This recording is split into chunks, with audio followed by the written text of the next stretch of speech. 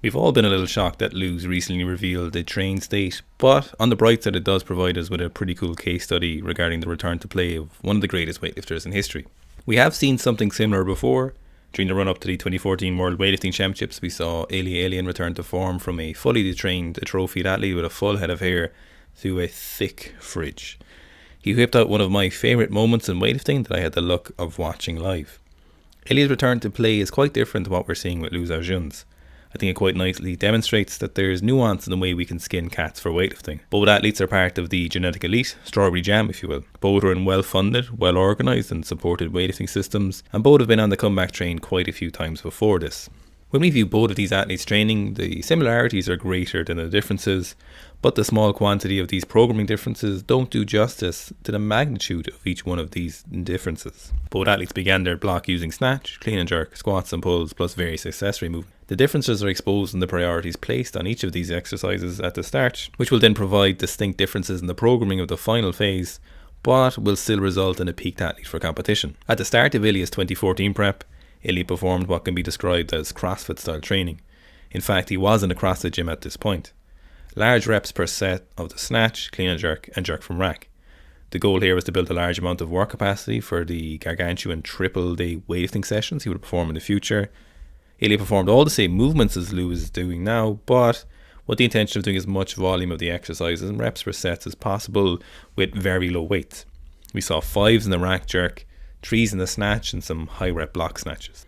It's not that Ilya didn't care about the weights he was using at this stage. He still progressed from week to week, but rather it wasn't the main priority. As Ilya funneled his way through the system, we slowly saw the reps drop, the weights increase on both the Olympic lifts and his front squats. The emphasis was quickly placed on as much snatch and clean and jerk as possible, plus a side order of massive front squat.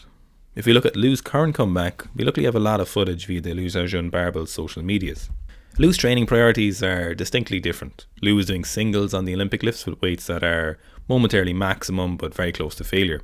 In fact, we actually see him failing snatches and cleans, and to be honest, he doesn't even look that worried about it. The volume of these are quite low, but the intensity is high, a stark contrast to Ilya's initial weeks. Lu's real priorities lie in his large emphasis on the strength movements. The squats and pulls are heavy and the volume on the heavier weights is quite high.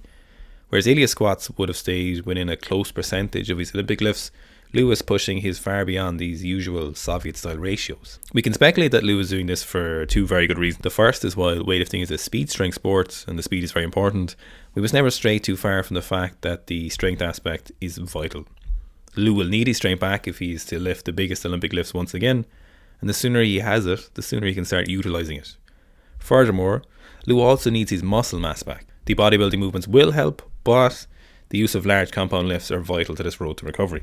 There's another benefit to Lu's desire to push the high force movements, and that is for he's reclaiming his previous skill levels with the Olympic lifts. Lu's technique hasn't gone anywhere. His literal decades of lifting has ensured that he won't lose any of these motor patterns anytime soon, but you have to imagine Lu as someone who has possessed another's body.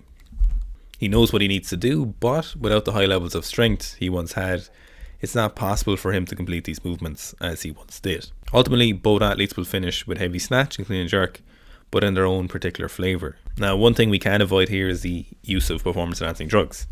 Both methods are enhanced by PEDs, and the magnitude of performance in the end is supported by the use of PEDs. The interesting thing here is that Lu's method of return is a more intelligent means of return to play for the natural athlete. The reason Ilya could afford to put a slightly less of an emphasis on his strength movements is due to the effects of the PEDs.